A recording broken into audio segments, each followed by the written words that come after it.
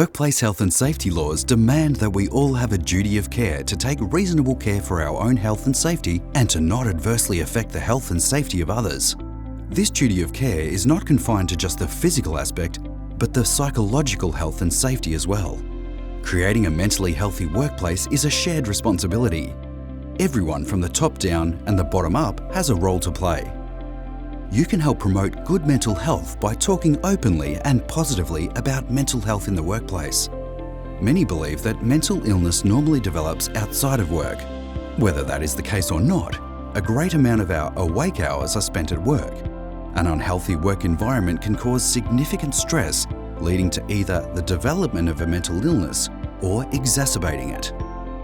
There are a number of indicators that can signal that someone might be suffering from mental distress, and although these signs are not definitive, they certainly would suggest it's worthwhile checking in on the person concerned, as early recognition and intervention can make a huge difference in the recovery process. Things to look for include a sudden decline in their grooming and their moods, oversensitivity to feedback, lack of a sense of humour, a decline in confidence and performance, appearing anxious, worried, quiet or withdrawn, emotional outbursts. Do they look more tired than usual? Are they taking on more work to avoid being in social situations with others? If you've noticed any of these behaviours in one of your workmates or relatives or friends for that matter, it might be time to check if they're okay. Before doing this, think carefully about where and when you might ask. Choose the right place, somewhere quiet, informal and private, away from other people and possible interruptions. Pick a time when neither of you will feel rushed so you can both focus fully on the task at hand. You don't have to be a doctor or psychologist or possess special skills, but showing that you genuinely care and want to support them through challenging times is important. Non-verbal cues can help communicate this. Plenty of eye contact and nodding of the head, a non-judgmental smile.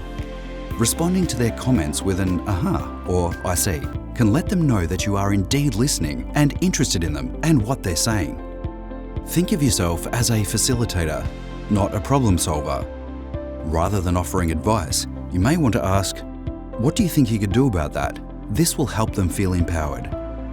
Once you feel you've flushed out the real problem, you can then ask, "What do you think would be your best course of action now?" And, "How can I best support you?" If they're not sure, encourage them to contact the Employee Assistance Program if your organisation has one. It's a free, confidential third-party counselling and support service provided by organisations for cases just like these. Sessions can be conducted in person or via the telephone. Follow them up in a day or two. Check to see how they're doing. Send a text, ring them, or touch base with them in person. Let them know regularly that someone out there cares about them and their problem. It's important to keep in mind that privacy legislation requires that you must not disclose personal information about the worker's mental health to anyone without their permission. Remember, you don't need any special training to show someone you care. Sometimes just being there can make all the difference.